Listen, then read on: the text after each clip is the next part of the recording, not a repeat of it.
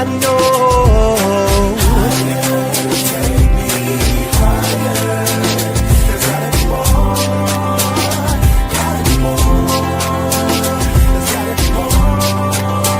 I need a higher definition than what it seems. There's gotta be more. Gotta be more.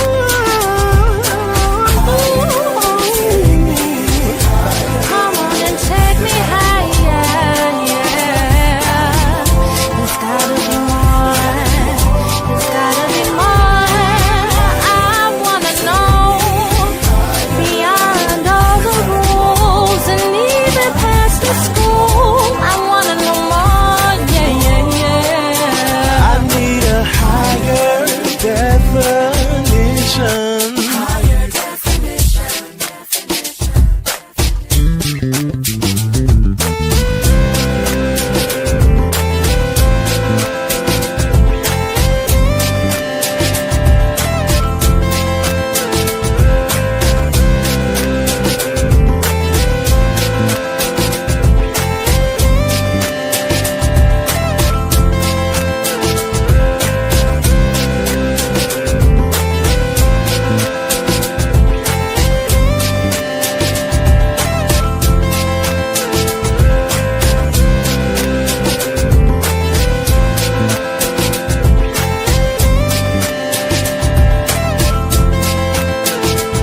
I've been searching for more.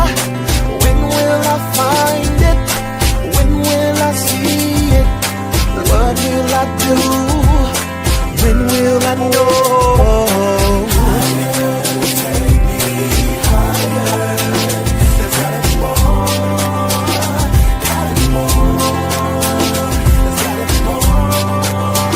I need a higher definition than what it seems. There's gotta be more. Gotta be more.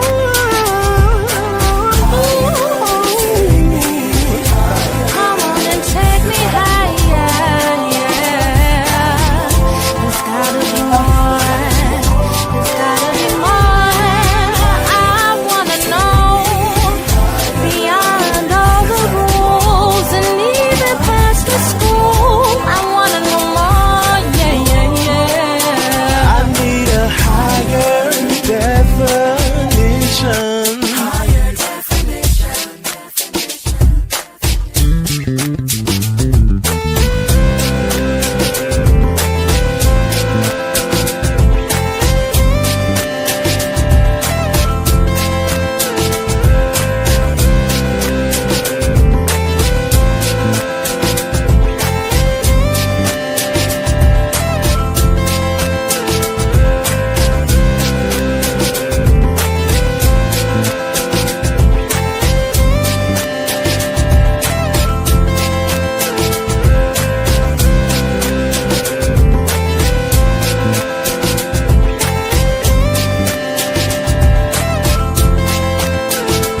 I've been searching for more. When will I find it? When will I see it? What will I do? When will I know?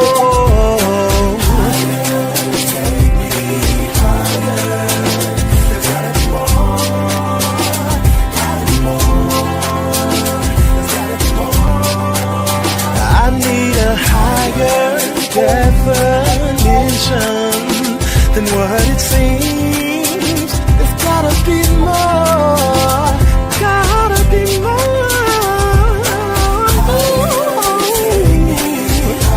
Come on and take me higher, yeah.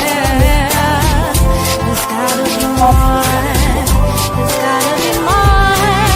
I wanna know beyond all the rules and even past the school. I wanna know more, yeah, yeah, yeah. I need a higher definition.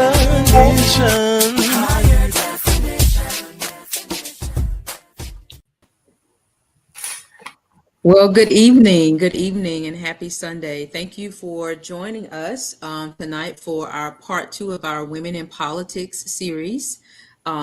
Before we get started and I announce or I introduce my lovely co-hosts, I do want to state a disclaimer. Everything that we are speaking about tonight come from factual resources, credible resources, and we will also add our personal opinions. Okay, so this is all of us speaking personally, but we will be sharing some resources at the end of the show so that you too can research and read up on some of the topics that we're talking about. Okay, so we're going to get right into introductions. I know I introduced these amazing ladies on the first show, but just in case that we have some viewers tonight that didn't join us for part one back in July, I'm going to go through all of the bios again. So bear with me. I'll start with Dr. Jamil Brooks.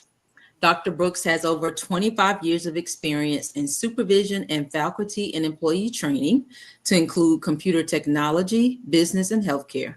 She has been a business owner, instructor, consultant, program chair, academic dean, test developer, dissertation chair, committee member, and campus president. Dr. Brooks holds a Bachelor of Science from Lander University, an MBA from Webster University, and a doctorate from Capella University. These degrees focus on areas she is most passionate about: computers, healthcare, and business fundamentals. Dr. Brooks has trained hundreds of faculty and staff on topics ranging from communications and the art of delegation to the field of computer science, business, and healthcare, and their integrations into the classrooms.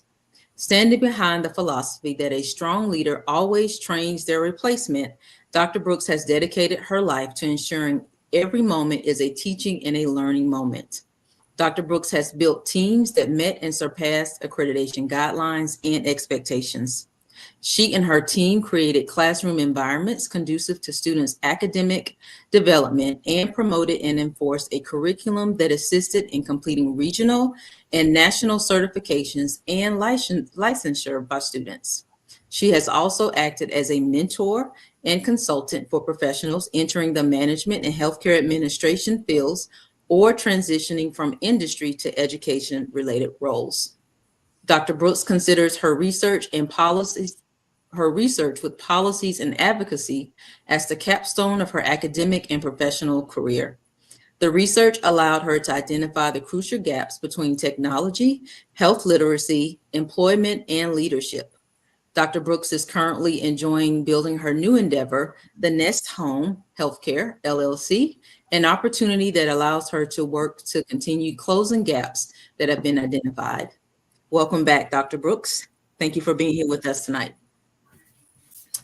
Jennifer Hutchinson serves as the Vice Chair of the Rock Hill School Board, having been elected in November 2024 to an at-large seat with a term set to expire in 2028. Her candidacy was driven by concerns regarding the decisions made by the previous board over several years.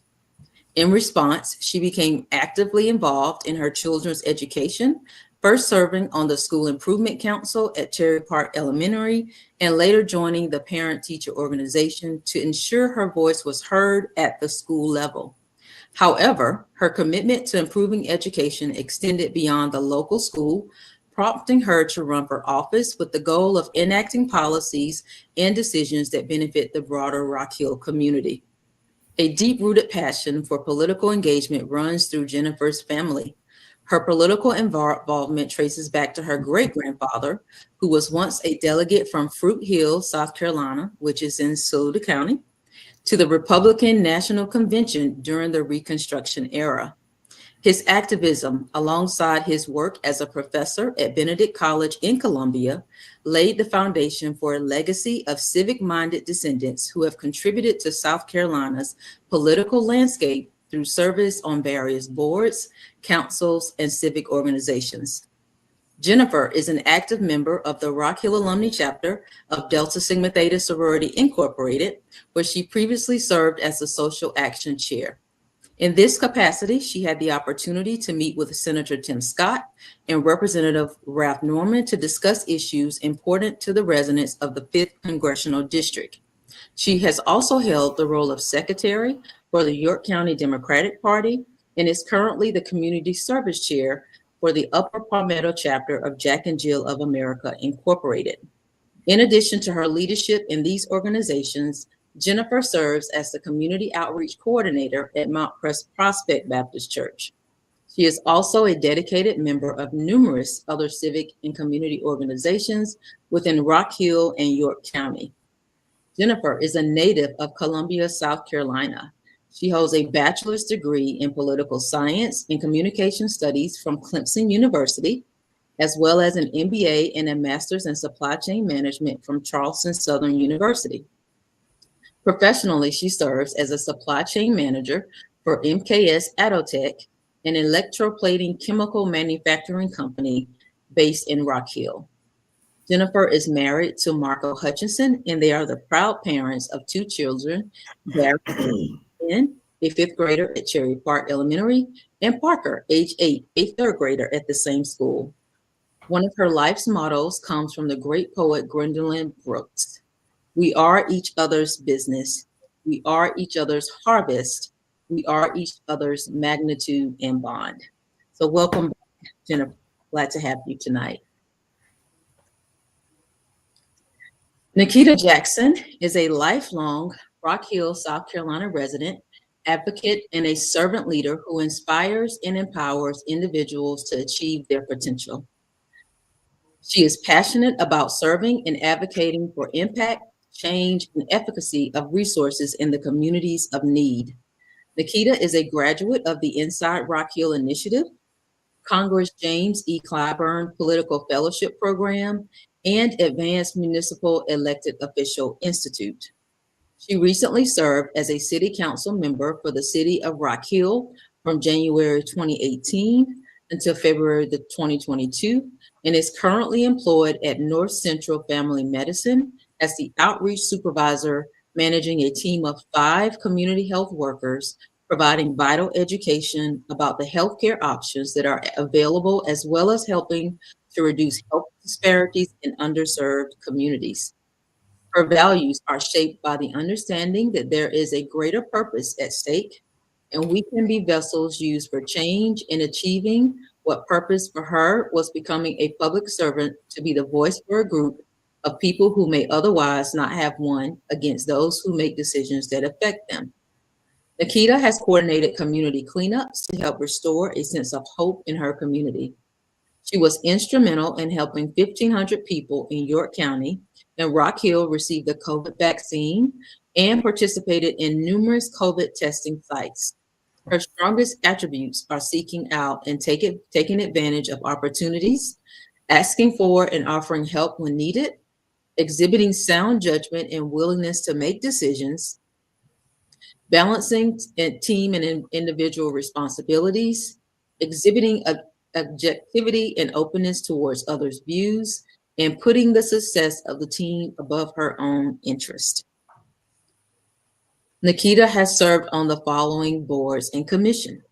She has been a board member of the Clinton College Community Development Committee, the HBCU Tri-County Alliance, regional co-chair for the Catawba region for SCCHWA, former member of Council of Government for the Catawba region, executive chairperson for the Alzheimer's Walk Association for York County, a member of York County Interagency Coalition, member of Impact York County, Men on a Mission.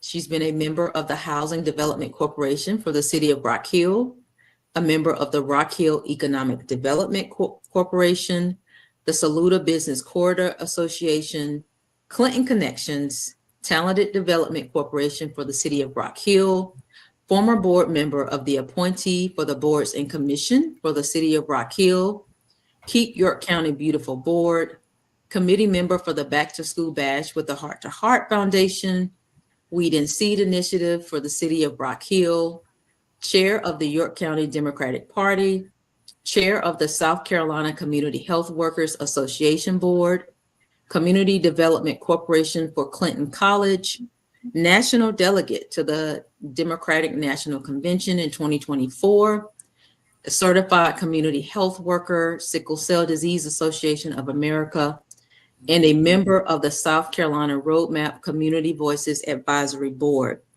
And I believe you are currently running for your council seat in Ward 5.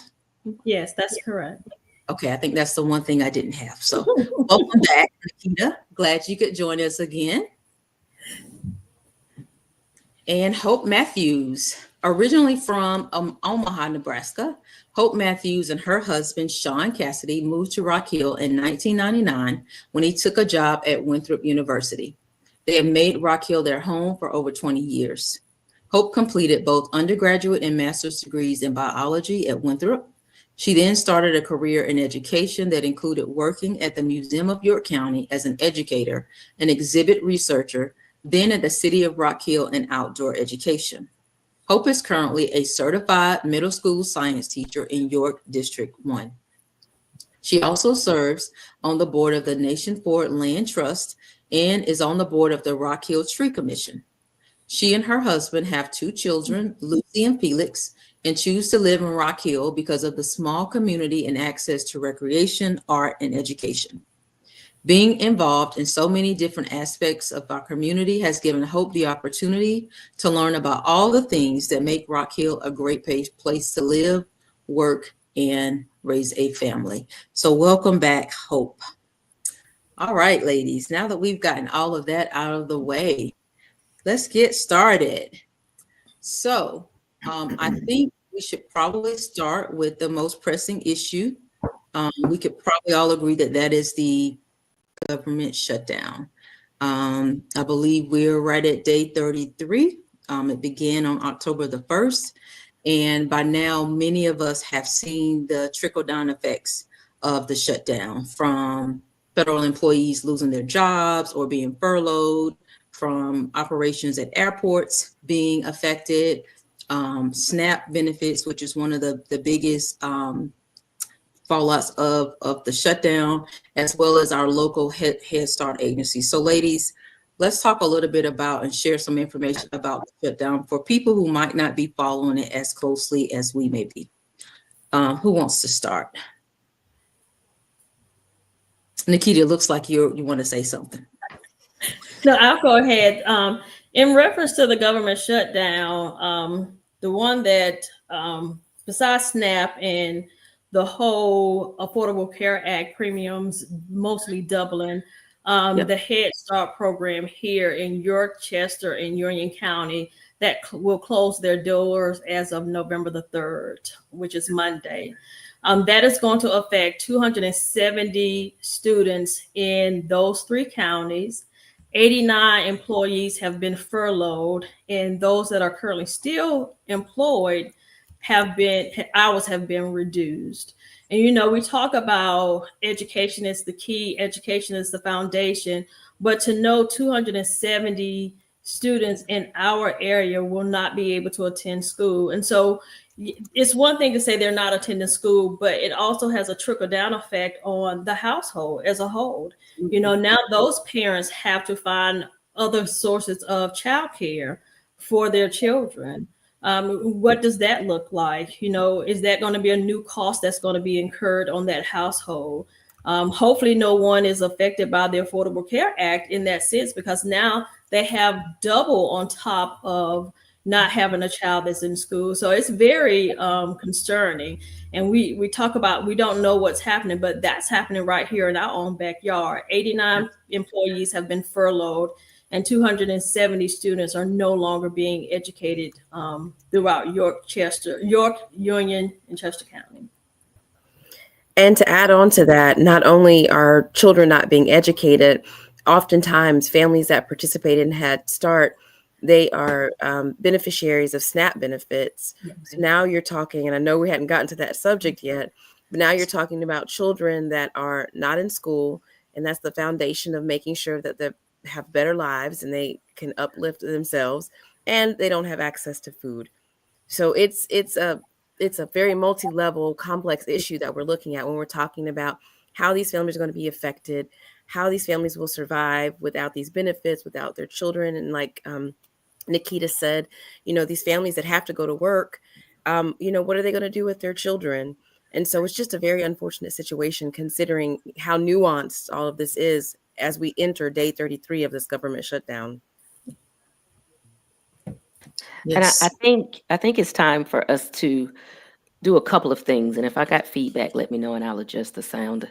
But a couple of things we need to recognize here is that the government shutdown, even though it may be portrayed a certain way, it really is not about SNAP benefits. Yes. So if you look at why we're in this shutdown and why so many people who really have nothing to do with it are being impacted, this is all stemming from Obamacare. And both sides could not come to a resolution or an agreement to prevent the premiums from raising as high as they did, like Nikita's already mentioned. Those premiums would force families to decide if they eat or not.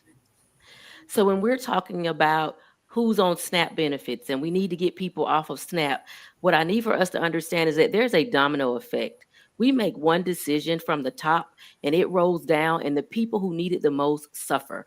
We can't expect parents to work if they don't have the Head Start programs. We can't expect them to be able to better themselves on their jobs and buy groceries because you just took away the child care, right? So now their children are falling further behind academically. They don't have an economic footing to ensure that they have somewhere for them and their children to lay their head. So yes, they're going to need assistance from the government in these areas. And the last thing that I'll say, with two things on this, is I think we need to understand that when you are looking at topics as what may portray to be complex, they really are not. So to your viewers and your listeners, you can break all of these situations down by just following that little rule I learned when we was at, Dr. Martin knows this, in RSM. They taught us, who, what, when, where, how, and why. Answer those questions when you see these type things coming down, so you'll understand who's truly impacted by this.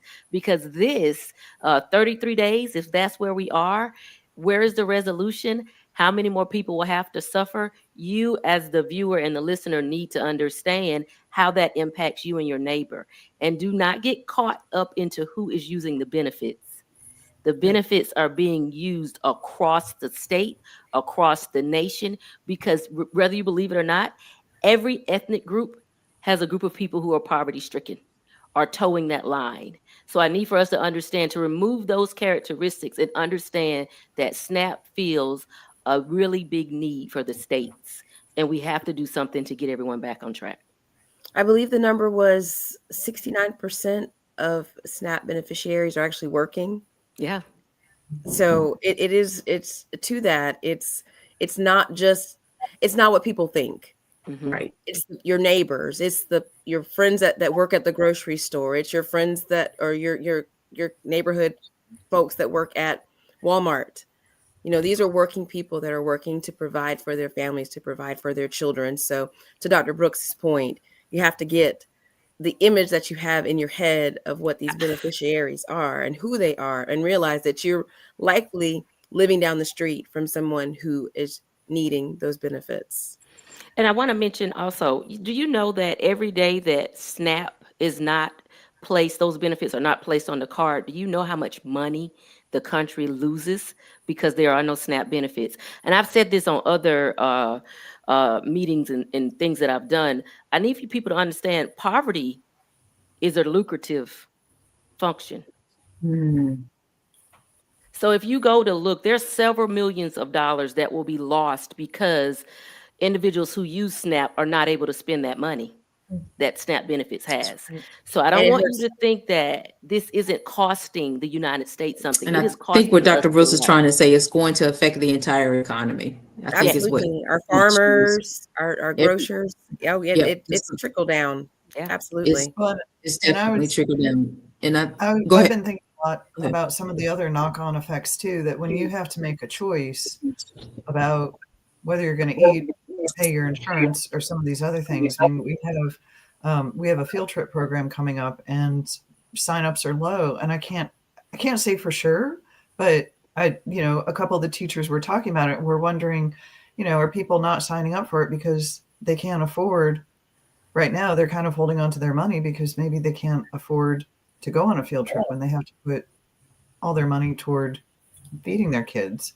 And teachers in schools are bracing themselves for more kids that are going to need the weekend and the evening meals and the supplemental snacks to take home. And The other thing that bothers me about it too is that, you know, when you look over the past year of disruptions, it's the administration is really playing the game of just constant disruptions, because now all the conversations are about SNAP benefits.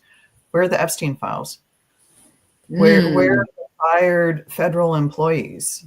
It is constant and unbearable, and it's a deliberate strategy. It absolutely is a deliberate strategy to distract us. And I want to touch off of, I think, something that Jennifer and Dr. Brooks said.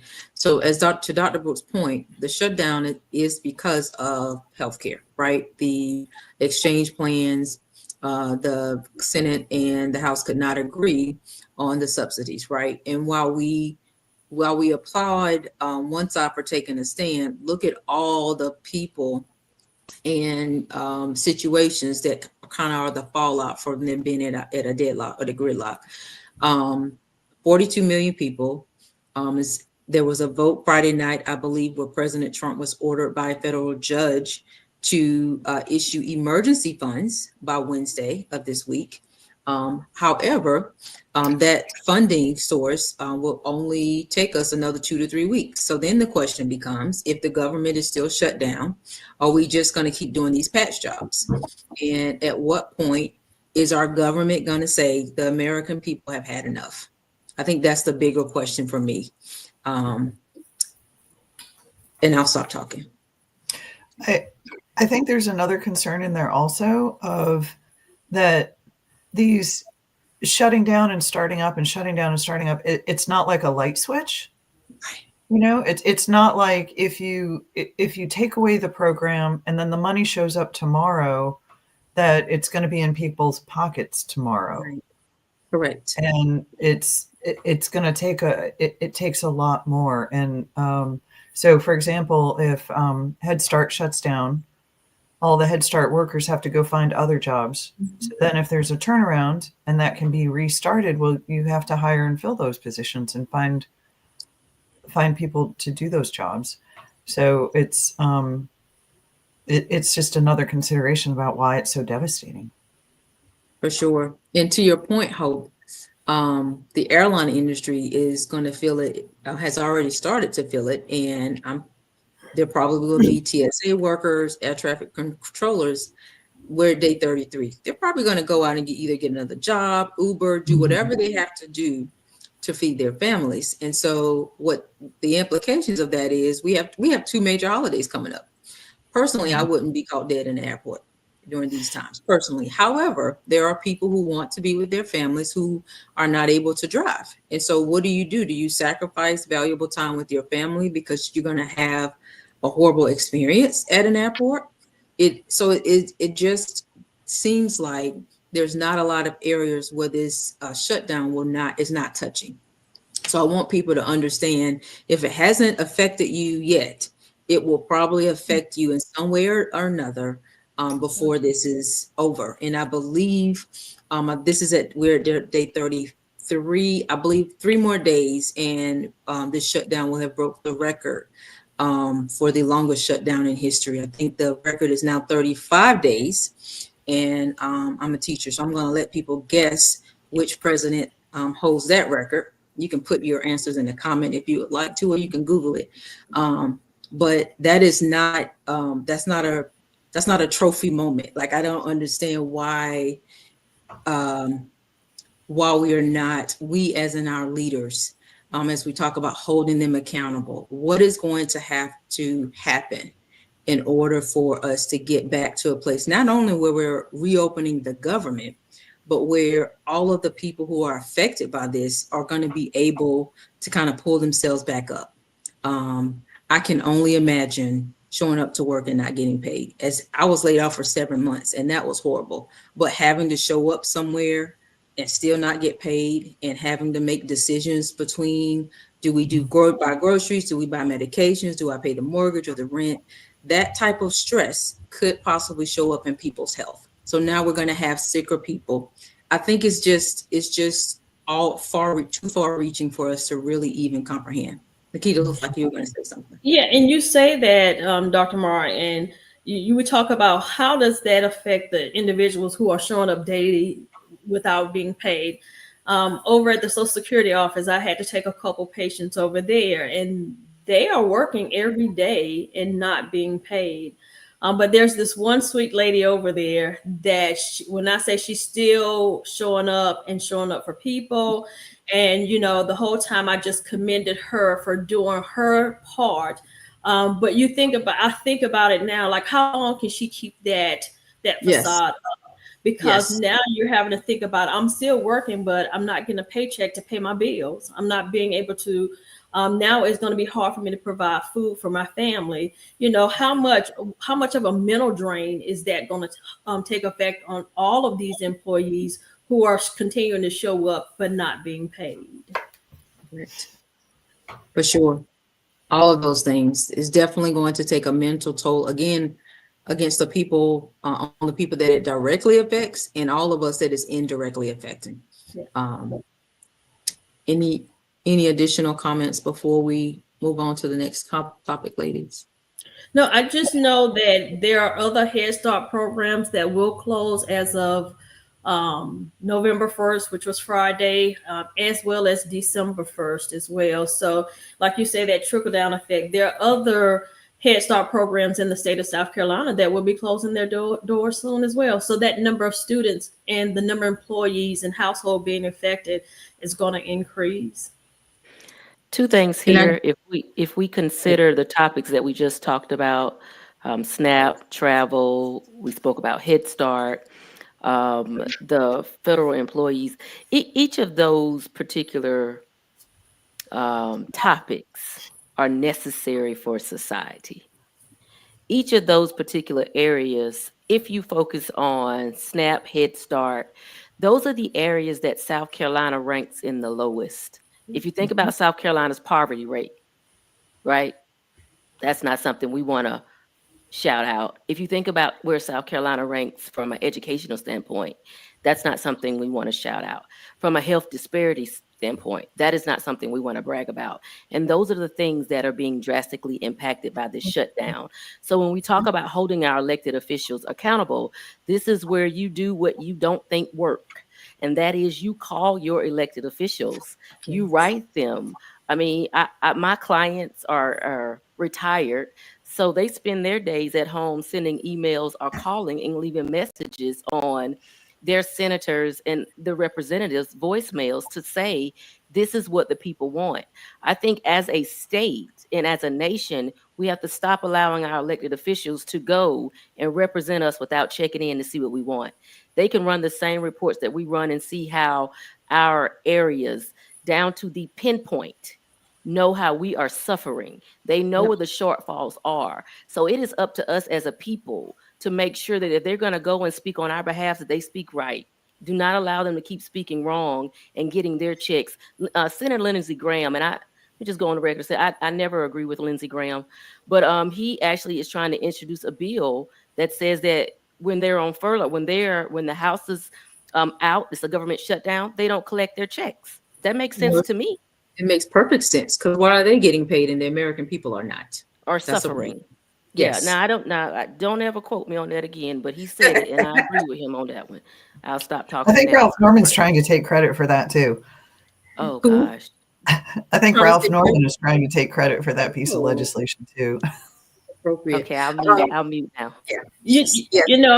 I've been telling people, just in conversation, we need to stop allowing, like you said, Dr. Brooks, stop allowing people to make decisions about us without us. We have to show up. We have to show up, like she said, by calling. We have to show up by voting. We have to show up by just letting those who are making these decisions know, like, this is the face of what's happening due to you not working on our behalf. Like, this is the impact it's going to have. And I do want to say, I know that in South Carolina, the One South Carolina Fund, I believe is going to be activated. I don't know the details about it, so it appears as though that is a mechanism for people to donate, and there will be alternative food supplies But again, that will likely be temporary. We need a permanent solution in this situation so that we can stop the bleed, hopefully before we get into the holidays. I'm just still wondering exactly, and I haven't followed the paper trail, but I would like a detailed explanation as to why the Department of Agriculture, who has a fund, has a budget line item specifically for situations like this, has stated no, we're not going to release those I funds. think there's actually a lawsuit going on, or there's some, I think I read somewhere that there's something that they are trying to release the contingency funds. Yeah. So, Yeah. but the current administration doesn't care about people. So, I mean, And Hope, you said there's a law. See, this is what I'm trying to get people to see. There is money dripping all over this. So Hope just made a very good point. She said that there's a lawsuit. So now we don't have money to fund and feed hungry children and make sure that our children get educated. somebody's paying the lawyers. But we're going to pay those lawyers. Okay. So I have I'll share this in the chat, but I do have a link from the school district that has a resource guide for any families that are listening that are looking for any resources during this time, especially in the York County area.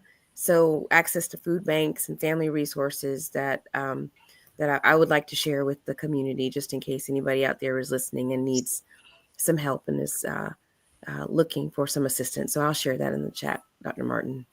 Thank you, Jennifer. Can you also please share the article about the shutdown and the timeline of which services have been affected from day 1 to day 33? Okay. It's in your email. Or anyone. Doesn't have Okay. to be. I don't want you to spend time while we're. Well, I just wanted to share that link since we're talking about resources and our, especially with our children, that'll definitely, unfortunately, will be suffering. Wanted to make sure that any families that were listening that needed some help, they'd be able to access that. Thank you. We appreciate that. Okay, we will go on and talk a little bit about our next topic, which is the Voting Rights Act. So in a nutshell, in years past, there have been several legislation that has been, and if you probably have heard about some of this, generally speaking, but basically you'll hear every other year, our voting rights are in jeopardy. They're trying to take our rights away, which is true in a nutshell. So there have been a couple of legislations dating back to, I believe, 2013, where Sections 4 and 5 of the Voting Rights Act have been in jeopardy. And there's a new case that could basically jeopardize Section 2, which basically makes it illegal to discriminate against a particular population as it relates to voting, redistricting, redrawing lines.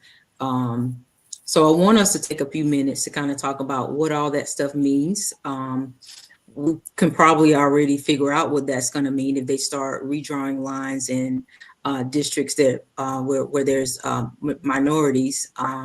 But let's talk a little bit about what there's a current case that I want us to talk a little bit about, and just the implications of redistricting and redrawing lines as we look towards the midterms next year. Who wants to start? So I go down these rabbit holes, and I know this was the topic. And I kept going, stay focused, Jamil. But I'm so glad, Dr. Martin, that you mentioned. So this case, again, is one of the cases that we'll post in the chat, is definitely talking about Section 5. But there was one part I wanted to read out to our audience, because it's just mind-boggling. The number of amendment suggestions that the Attorney General gets every year to change the voting rights. So this is a direct quote from one of the articles that we will post. Over the last decade, the Attorney General received between 4,500 and 55 Section 5 submissions and reviewed between 14,000 and 20,000 voting changes per year. The reason I read that is because while we sleep, and this is what I tell Greenwood and McCormick, while we're sleeping, people are shaking stuff up. And this is an example. Even though we say every day that you have the right to vote, that is subjective. And you see that it's subjective because they are doing things like Dr. Martin mentioned, and you'll see this link, you'll have access to it. but they're doing things such as redistricting. Yep. And if you watched what happened on the national stage, you saw California try to combat Texas with the redrawing of the maps. And it's just that simple. You can close a door, redraw the maps, and now no matter what that population looked like when you went to sleep, you wake up and your voter districts are now changed because they've passed and implemented new maps. So you cannot sleep and not vote when people fight every day to make sure you have these amenities or rights. So I'm going to say this one more time, and then someone else can go in with the details of this case. But your attorney general, our attorney general, gets 14 to 20,000 voting changes per year that is being suggested. In the state of South Carolina, we have been, I think there was a court case mandating the president wanted access to our voting information. South Carolina denied that. However, that's been revoked. He will be able to gain access to that. Not sure what that's going to tell you. Pull the national data, but to have access to the state data, I'm against. I don't think that is what we should do here. But those are things that are happening, and we're so far behind. We don't understand the importance of voting and making sure we stack the benches with the right Supreme Court justices to ensure that the rights of the people, like just human rights, are protected. And this is another example of how information will be manipulated in such a way that people who were considered legal to vote will not be considered legal to vote. I believe in South Carolina right now, we're looking at, you have to prove citizenship. And so Alan Wilson, who's our attorney general, released a statement from his office stating that he is in support of other states that we have to prove citizenship. And my question is, in the state of South Carolina, how many cases have there been that has been proven that illegal individuals have voted? We don't have that. And so what we do is we spend time, even this voting rights issue that we're going right now, we're spending time focusing on things that really aren't the problem. Right. When everything else is falling apart. And so I would like South Carolina's Attorney General to focus on feeding our children, ensuring that our senior citizens have access to adequate health care and the medicines that they need, and lodging. Those are the things I would like for us to focus on, ensuring that South Carolina can move from being the bottom of everything, look like we can peep over the top of something that's positive. Well, we rank pretty high in tourism. Okay, we have some beautiful beaches. I just want to point that out, but you're right. But how's the service industry going to be able to, I don't know, calculate how much change to give somebody in a store if their education is not any good? I keep trying to explain to people, I'm like, the kids that are in school today, do you really want them to be the ones that are dosing your medication when you're in the old folks' home? Hope, I saw this reel on TikTok, and it was a guy, and he said, hey, I'm not trying to get anybody in trouble. I just want all y'all to know that you better stay healthy because all of our nurses are using Quizlet to pass their tests. And I went, no, say it's not so. Right? People passing medical school by going to ChatGPT. Oh my God. That's a scary thought, Hope. I believe in our future. And I'm trying. Dr. Brooks, I was hoping, I was going to try to make a comment before you went into the whole Voting Rights Act. I was talking to a lady who was talking about the Head Start program, and they have a mentoring group, and they had about 18 students in the mentoring group. And she asked them, how many of y'all are going to register to vote when you turn 18? And she said, not a single one raised their hand. And so I wish I had preluded to your conversation, because that within itself is so important. And we're missing that group of students, that group of voting age, because we're not pressing the issue of how important your vote really matters. Mm-hmm. And the one thing I will say, if they're trying to suppress your vote, if they're trying to suppress it, then it must be important. Has It to be. really must matter, because Mhm. if anybody gonna go to the lengths to try to allow you not to do anything, then it's a powerful thing. And so we as family members, we as parents, educators, we gotta let our students know, let our young people know that it is very important. And when you don't vote, these are the results. You know, we have a government shutdown for 33 days. We have people working who are not being paid, you know, and that trickle down effect. So yes, we really need to push voter education and understanding why we need to get out and cast our votes. And there's I feel like this is one of those cases where the devil's in the details, because there's like Nikita was saying with voter education, there's a lot of things that are changing in terms of the documents that you need to be able to have. Yes. Like, you have to be able to prove your citizenship. And the way that you do that is a birth certificate or a passport. So, I mean, but how many people have, well, of the people that they're deliberately trying to disenfranchise, those are not passport carrying people. Correct. And so then it becomes a question of, well, how do you get your passport? And for people who are young, transient, getting your passport, I mean, getting your birth certificate's not always the easiest thing to do. And It's a so, difficult. It can be a difficult process to even get your birth certificate. Yeah. Even in York County, you know, you have to drive to York to get documentation, and Yeah. it's a process. Yeah, Absolutely. my son's going to be turning 18 on the 18th, and so I'll be interested to see how the voter registration goes.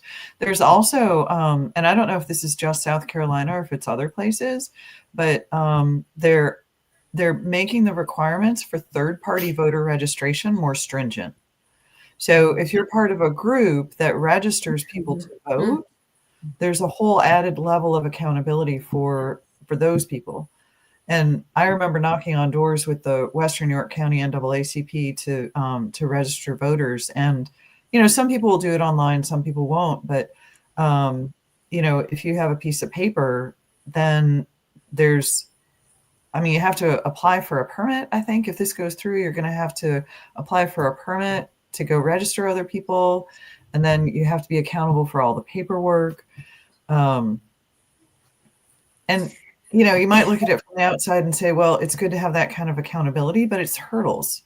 It's deliberate hurdles. It's absolutely hurdles. And I'm sitting here listening, and I don't think I was aware of that particular change, but I remember a couple of years ago, and all of it again has the same intent. We, as in a group I'm affiliated with, would want to either, you know, take voters to the polls, or if they're in lines, take them snacks and make the voting experience more comfortable. They've nixed that. So it's almost like on the front end and on the back end, when you show up to vote, you in it by yourself. And when you're trying to register to vote, you in it by yourself. You have to prove that you're eligible. So that they're going to leave the people in the middle. It's a sandwich, and I just need for people to understand, you got to stay informed. It's a tactic, but our vote is so important that they're creating all these tactics to take it away from us, and so we have to keep that in mind as we get frustrated by being redirected or being told no. We can't take no for an answer, and the key is we just got to start early. Hope you mentioned about your son turning 18 and things. We just got to be ahead of the game, and we have to make sure, we have to help our young adults go through that process. Or even if someone is changing county lines, things of that nature, we just can't sleep on things like that, because it could end you. You could end up in a situation where your voice doesn't matter and you don't have a voice. And so at this point, we can't afford to lose any votes either way. Because we something has to give. So another thing to keep on your radar is that there is discussion, or you're probably going to see it in the form of a bill that gets introduced on the floor, for South Carolina to have voters register by party. And what that does is that will prevent anyone who's a part of the Democratic Party from voting in the Republican primaries. Watch the Look at that. strategies. I Look mean, at Helen that. Keller and Ray Charles are both dead and blind. Okay. And they can see exactly what's taking place. Wow. That's And naked. also, oh, and to add to that, also, they're also seeking to make school board and county councils and city councils also register, folks that are running for those offices register with a party.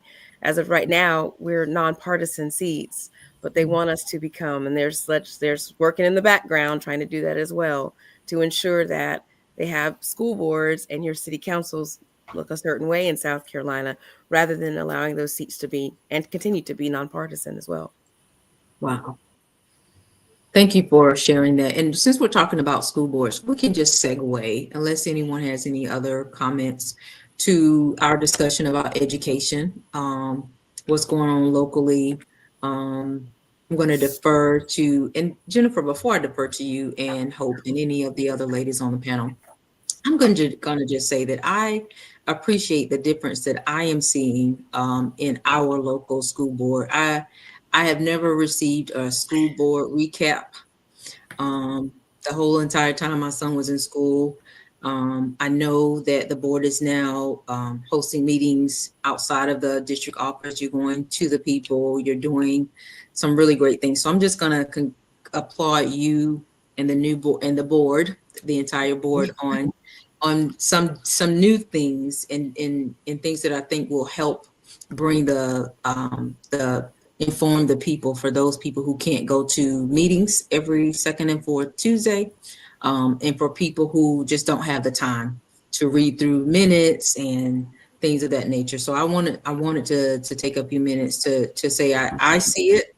I see the difference, and I appreciate it, and thank you all for what you all are doing. So I'm going to defer to you to kind of give us an update of some hot topics. And then Hope, if you want to jump in as well, and then we'll just do a round robin. Well, thank you for that, Dr. Martin. That was one thing that I would say that this board wanted to make sure that we were more communicative and transparent with the community. Families and parents need to know what's happening in the school district. You need to know what we're talking about, what we're voting on, what's coming down, because every child, your child, is affected. Every citizen in Rock Hill and beyond is affected by what happens in our schools. So thank you, for that acknowledgement on what we're trying to do as far as communication and transparency. Thank you.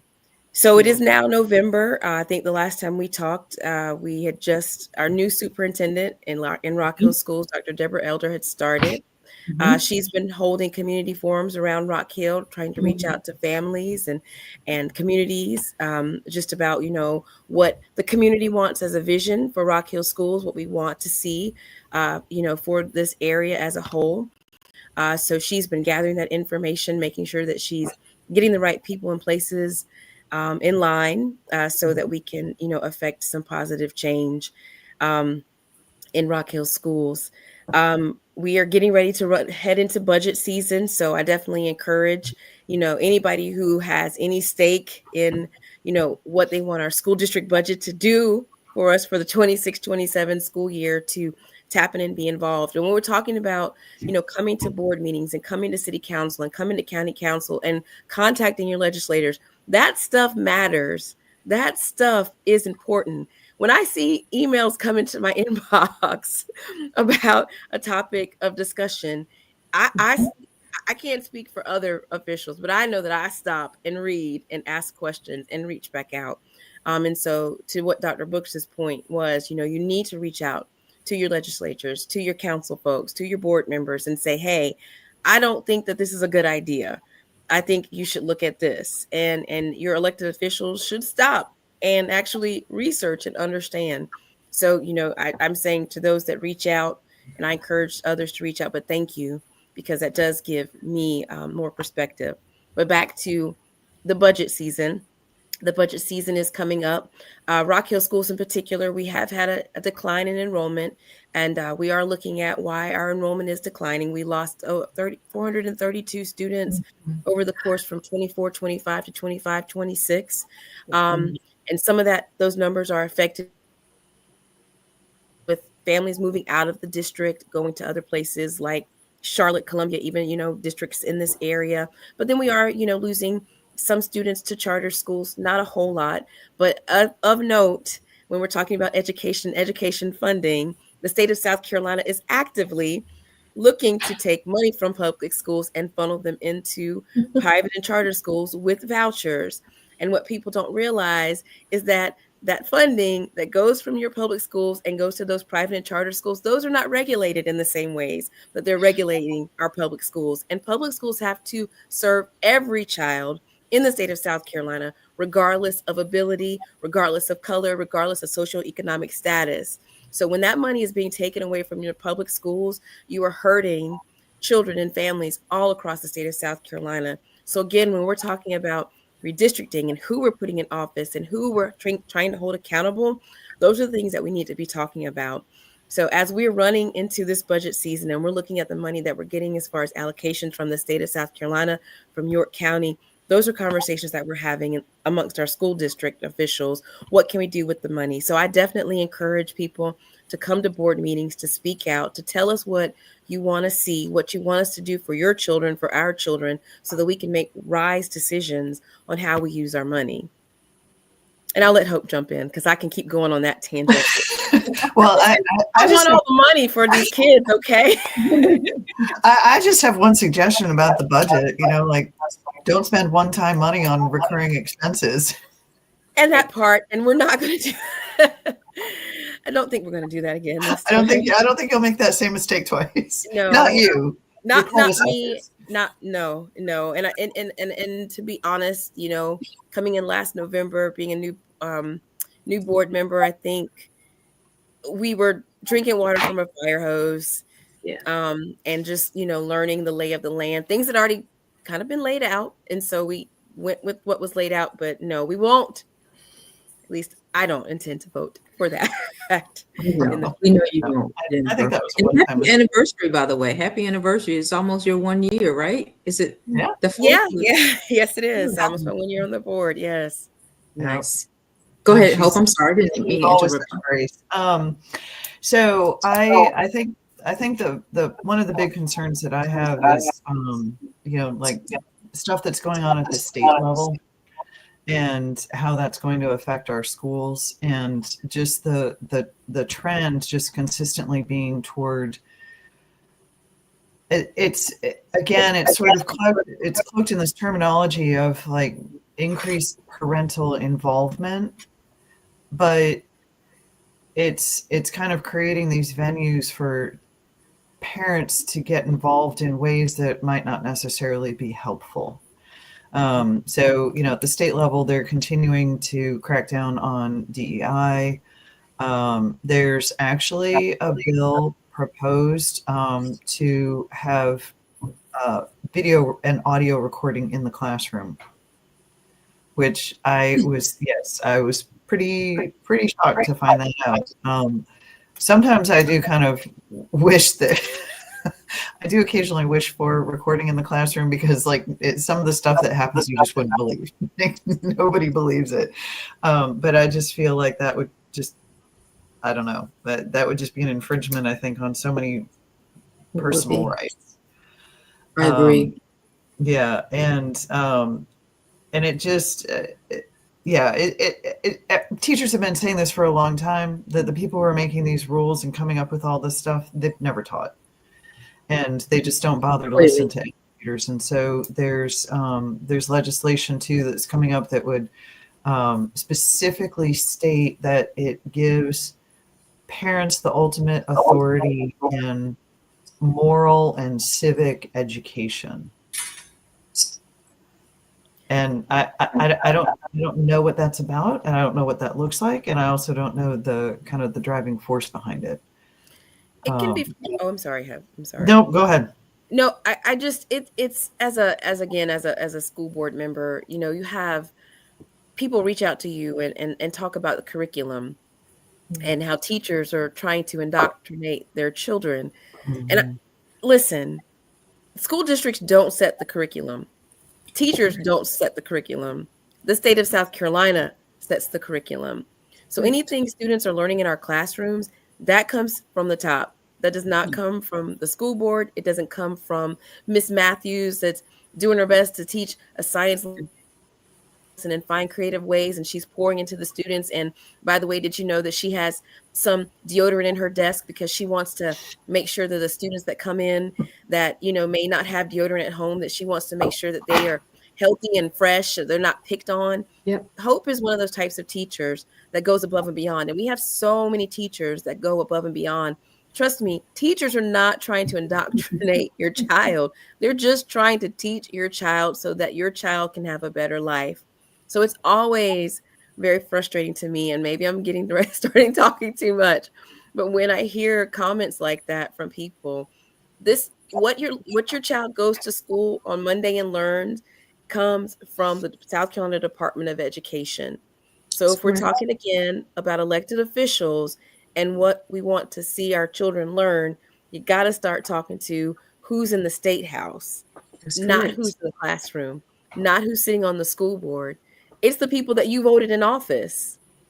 It's the people that you voted in office that are not pro-public education, that are taking money away from public schools and funneling them into sources that are not beneficial to all children. So I better stop before I get in trouble. Before I get a knock on my door. Jennifer, but when we're talking about redistricting, and I'm really gonna get off the soapbox now. But when we're talking about redistricting, it goes down even to the school board level. It has affected the local school board in Rock Hill, South Carolina, on how we have been redistricting in our school district. I'm gonna leave that there, but I'm just saying, what I'm saying is it is so vital and important for people to tap in and understand what's going on. When we're talking about a government shutdown and you got 3 and 4 year olds that are not going to be able to get an education, not going to be able to eat, and now you're affecting children from the age 3 all the way to 18, that's a problem. That's our future. Those are the folks that are those are the kids that are going to be taking care of us when we're old.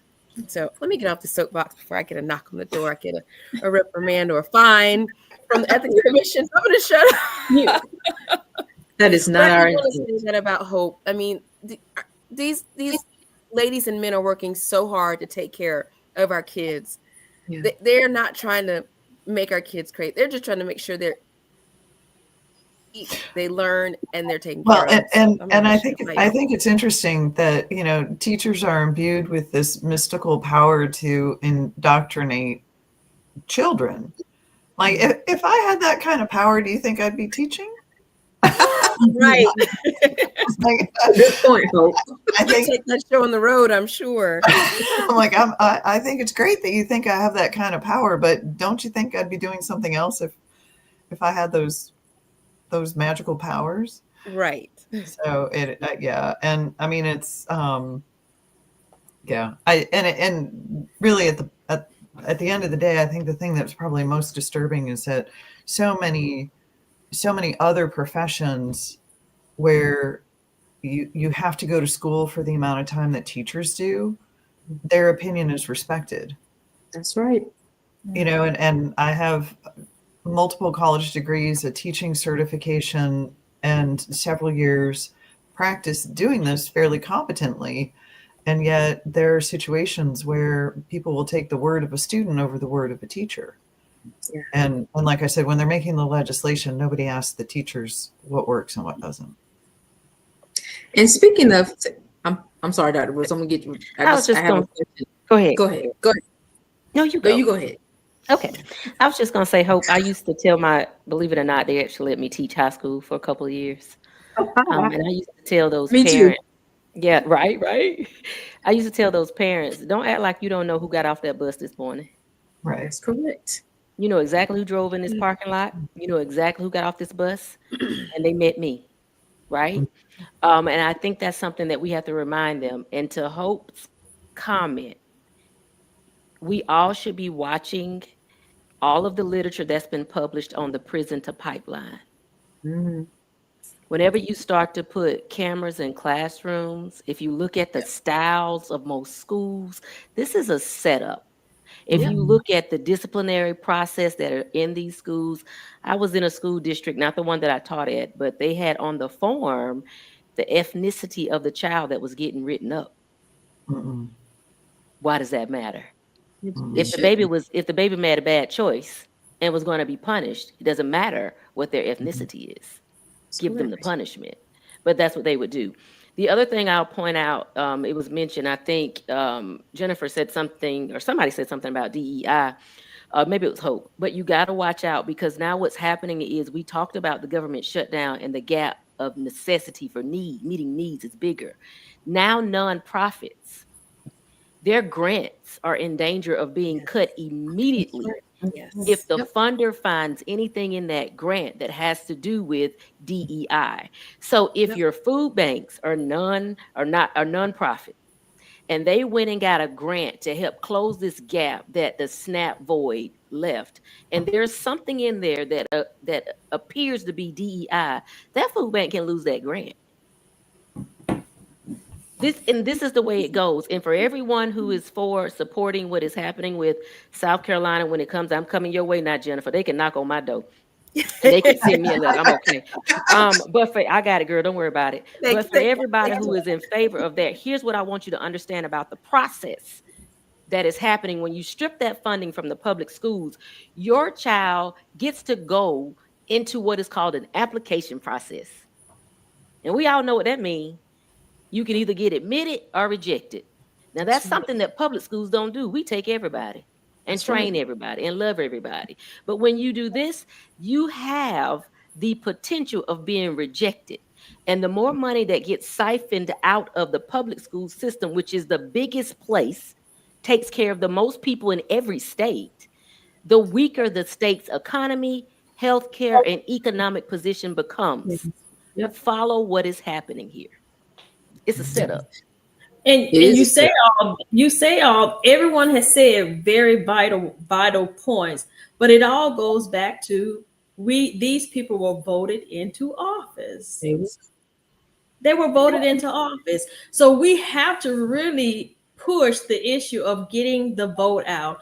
We have an election on November the 4th. I hope everybody who lives in wards 4, 5, and 6 choose to go out and vote.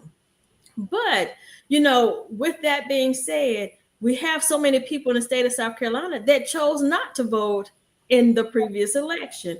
And when we allow people who don't think about the least of us make these decisions, the trickle-down effect is far more than what the eye can see. The underlying issues that it proposes a problem for. And we really have to go out and start knocking on doors and educating people about the right to vote, because they're trying to take it away.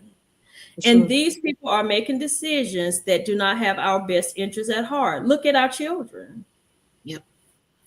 And I want to say two things, because I'm going to forget what I'm thinking. To your point, Nikita, I think people need to really understand, and we've seen this play out in previous elections, that when you don't vote, that is still a vote. A vote, right? Yes. Your inaction is choosing who's going to be the next elected official in whatever race. So we can't be complacent. We can't. But before you get there, you probably want to take some time to be informed. And that is what we're trying to do tonight. We're trying to educate people on just a few hot topics. There's no way we can cover everything, but those that are most pressing in our society today. And then I want to go back to Hope. You just mentioned they're trying to pass a bill where they can record in the classroom.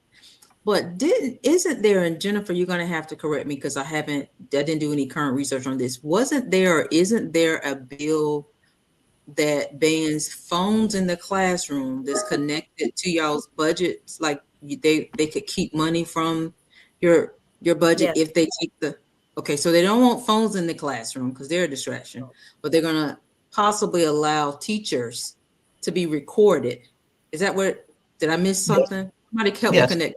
Yeah. So it would be, I think what they're envisioning is that classrooms are equipped, like right now, every classroom has a speaker, so that the office can call in, right? So Yes. this would be standard equipment in a classroom, that there would be a video recording, Like a video daycare. audio recording, and then it would have to be archived. It would have to be cataloged and archived. And there's a thing called, Jen, you're going to have to help me out with what FERPA means. Federal Education Records Protection Act, Yes. I think. Mhm. And so any place that there's that there's identifying information on a minor, it's protected by federal. It's kind of like they refer to it as the HIPAA of education, It is right? the So education records are protected. And it would be such an onerous task to get permission. And then what about the kids where you don't get permission? Right. Right? Like, what about the parents who say, no, I don't want my child recorded? So then do they not get to go to school? I mean, and so it's one of these things that's like, clearly nobody is really thinking about how a school actually operates or the because they've budget. never been in the I was classroom. going to say, and the money that it would cost. Right. The right. money that it would cost your local school district to pay to keep all of that information stored Yeah. in place. And like with all this DEI stuff, right? So the one of the things that they really are not thinking about also is there's this computer program called PowerSchool. Yes. And nobody ever thinks much about it, right? But it is we're required by the state to use it, and it's where we put attendance, and some schools use it for grading. So Okay. if you consider every child in every school in the whole state of South Carolina is in PowerSchool. PowerSchool as a company, has a DEI statement on their website. They are a DEI company. So if South Carolina decides to cut ties with PowerSchool, then that would require database migration of every past and present student over to another database. Every school has a PowerSchool secretary, like an attendance secretary who's trained in using PowerSchool. Yes. And district level, there are people trained to use PowerSchool, and all the teachers are trained to use PowerSchool. And so just because the focus is on DEI, they would have to, I don't know, I have no idea how much money it would cost. But I said something to one of our state legislators. I said, do you realize that what this would entail and what this would involve? And they said, well, no, we didn't think about that. Okay, that tells me a lot about education, about where it stands on your list of priorities. Do you guys remember when PowerSchool was breached? Ravs, yep. Okay. Yep. Just know it's breachable. But I also wanted to go back to Hope. This is why I mentioned the pipeline to prison for the public school system, because also dovetailing back into what Jennifer said, there'll be two sets of requirements. So private and charter will be doing their thing, but if you're in the public school, you will have that opportunity to have your children mandated to be recorded. Watch that. Now once a person drives onto the school grounds, their vehicles are subject to being searched. There's no permission required. I think that legislatures will write a piece of legislation that will encompass that in order to ensure that all students that attend a public school are authorized to being recorded. So that's not going to be necessarily if parents can opt out of it. If you opt out of it, then you got to figure out somewhere else for your child to go. I don't see them checking for permission. I believe it's going to be written in such a way that it's mandated, just like it is when you drive on to a school premises. You're automatically subject to whatever search that they seem fit. Again, that's a problem, but you're absolutely right about the resources that we use. Third-party vendors do have DEIs as a part of their businesses, and they may never drop that. But this thing is bigger than, like Dr. Martin said, than we can ever begin to unpack it. It is so huge. But to know that you got to stay abreast of what's going on is is truly, truly important. And you are so right for mentioning that piece of legislation that is out there now about extending parental rights. The parental rights that they are attempting to extend will be those that mimic the thoughts, morals, and values of your current elected officials. So does that, or is that representative of the people that are in your homes, your wards, your districts? And if it is not, then you have to do something about that. Absolutely. Thank you, ladies. I know we're running out of time, but before we do our closing statements, I wanted us to briefly touch on S323. Dr. Brooks, did you want to introduce what that is and kind of, no, you Oh, don't? yeah, I'm sorry. I just had a Oh. moment with God. I had a moment Oh. with God. So this, I'm sorry, this particular bill, let me start by saying, when someone brings up this particular bill, they're not necessarily, and in my position, I'm not necessarily saying I'm for or against the bill. I am for women's body autonomy. That's what I'm for. Yes. I'm for you for having the choice. And Yes. and so this particular bill that has been put on the floor and is battling, it's they had a huge hearing on October the 1st where they allowed 20 people for the bill and 20 people against the bill to speak. And so I have a really close friend, Bill Kimmler. If you watch Black, White, and Blue in the South, you'll see that he watched as many hours of that hearing as he could. And there's a trend there. So I encourage you all just to go to the House page and watch those videos, and you'll see that trend. But what this bill is doing, it is a total abortion ban. And the part that is frightening to me is that practitioners, state of South Carolina suffers from trying to get obstetricians to even have obstetricians in the state because of the malpractice rates. All of that is really a lot. But now you have them even being afraid to do what they're supposed to do. You're asking healthcare providers to go against that Hippocratic oath that they took and that they followed for 30, 40 years. You're saying you cannot help a person who is pregnant. You cannot look up information on your internet and provide to a person who is pregnant. You cannot transport a teen across state lines that is pregnant to utilize the services that our state will not offer. These are things that we do every day to help and provide resources for individuals that are in need. And instead of allowing people to make the right choice themselves, the state is attempting to force people into making the choices and assisting in anything that has to do with abortion is aid and abetting. Yep. So you too will be charged for helping someone.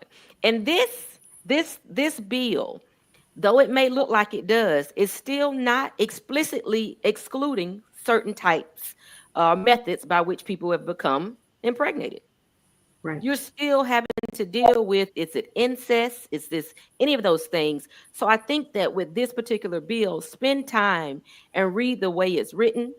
Look at how your legislators or your representatives have voted on this particular bill.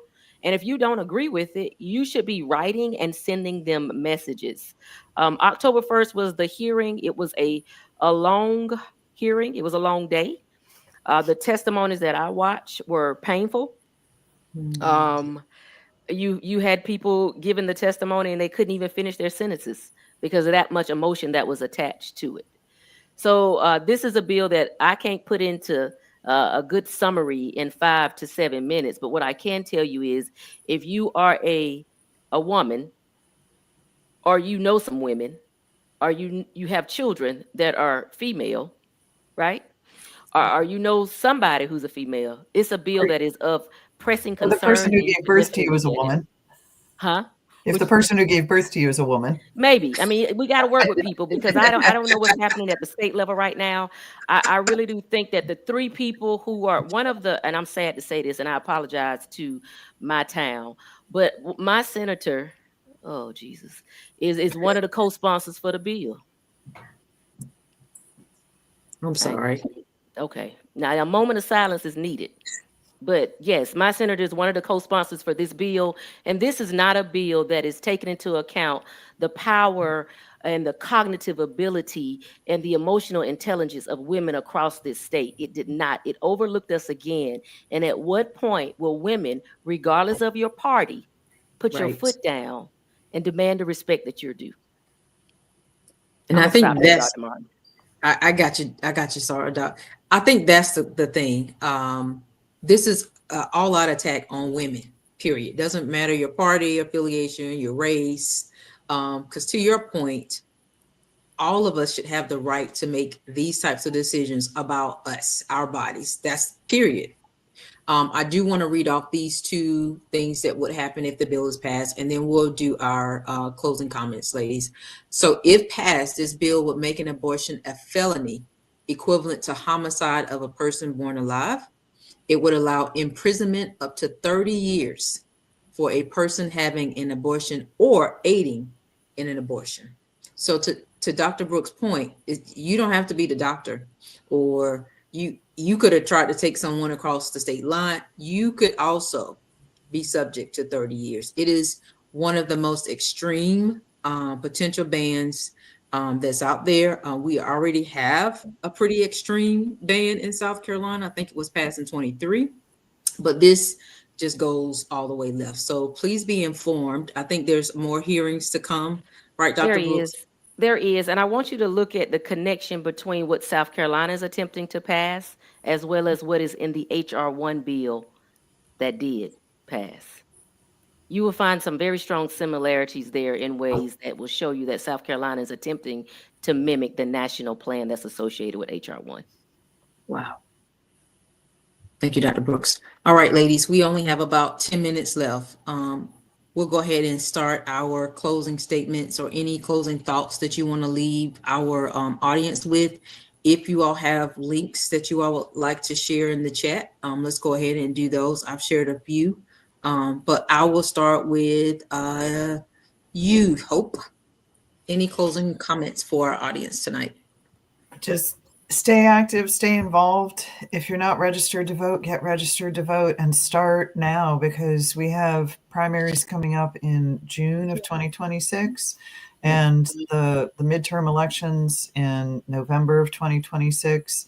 But because of all the roadblocks and hurdles, get yourself registered, get all your friends and family registered, get the word out.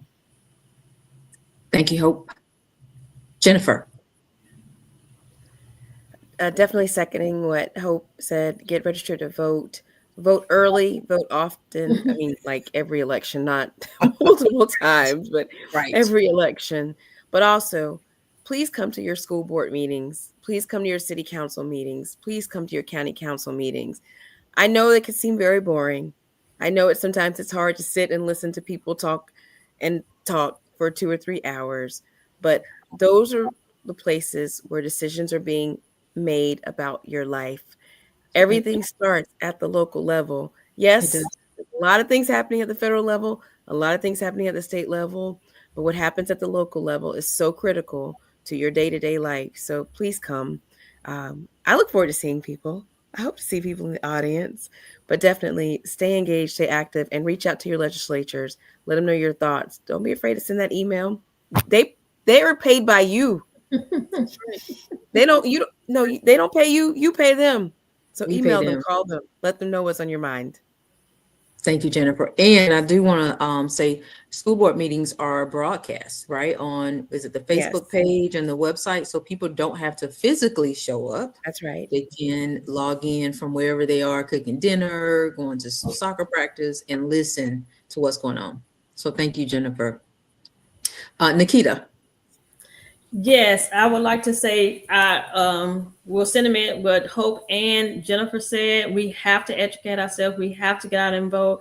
And if you don't know, reach out to someone or individuals who you think have the answer. Or, with technology today, we can go on and just hit a button or two, ask ChatGPT, and it'll spit it out. But we have to really get out and vote. And Hope mentioned about the primaries that's coming up and the midterms. All of these people who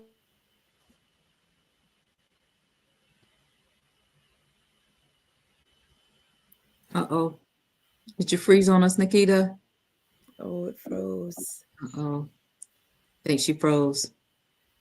Dr. Brooks, you want to share your closing comments? Hopefully she'll come back and we'll circle back to her. Okay, yeah. So this is quick. We deserve better as a do. people and as a state. And I just want to remind everyone who's listening that is of the state of South Carolina, you are a brilliant individual. And you should not allow individuals who are not as brilliant as you to make you think that you're not. Everyone is competent in a way that you can ask a question if there's something said that you don't understand. So I need for us to hold our elected officials accountable. The other thing that I'm going to tell you to do is you do not have an option here. This is your homework for this week. And Dr. Martin will be checking in with you on it. Yes. But everyone needs to check their voter registration, and you can go to scvote.org because of the recent purge that the state of South Carolina did. So there were about 168,000 voters, registered voters, that were purged from South Carolina's voting record due to inactivity. Okay. So that means you were registered to vote, but you ain't show up. Okay. Well, they took care of that for you because your name's not on the list. It's very simple to get your name back on the list, but you need to know you're not on the list before you go and try to vote. That is where a lot of people say they told me I couldn't vote. Well, you can reactivate yourself just as simple as you could when you registered. So go to scvotes.org. And type in your information and click on sample ballot. Check your registration is another option there, and check your ballot to make sure that your registration is still valid so you can participate in the upcoming elections. Thank you, Dr. Brooks. Nikita, I see you're back. You want to finish your closing comments? I don't know where I left off at, but yes, everything that Dr. Brooks has said, check your status. Go vote. I'm the chair of the York County Democratic Party. We have office hours Wednesday and Fridays from 12 to 4. You can call over there, ask questions. They will get your questions to those individuals that can answer the question. But it's going to be very vital and very important that we pay attention to these midterms and who's on the ballot this upcoming June and November, so that we can make sure that we have those individuals that's going to speak on our behalf and vote in favor of the things that we need and for the state of South Carolina. It's very easy. Going to vote take you all of 2 minutes, probably less than that. You probably can Google, you can probably go vote before you can Google something on your phone. So please use this opportunity to go cast your vote in every election that we have. Thank you, Nikita. Ladies, this has been great. Thank you all for being willing to come back and do a part 2 so that we can continue to educate the community in an effort to hold our elected officials and appointed officials accountable. There are several links that we've shared in the chat. Please make sure you click, well, you may have to copy and paste them. I don't know if they're live links, but the information should help you with voter registration, finding your sample ballot, all the things, even finding your precinct, if you put your address in, so you'll know where to show up on Tuesday, if you have not already participated in early voting. So with that, thank you all for joining us this evening, and we hope you all have a great week. Good night.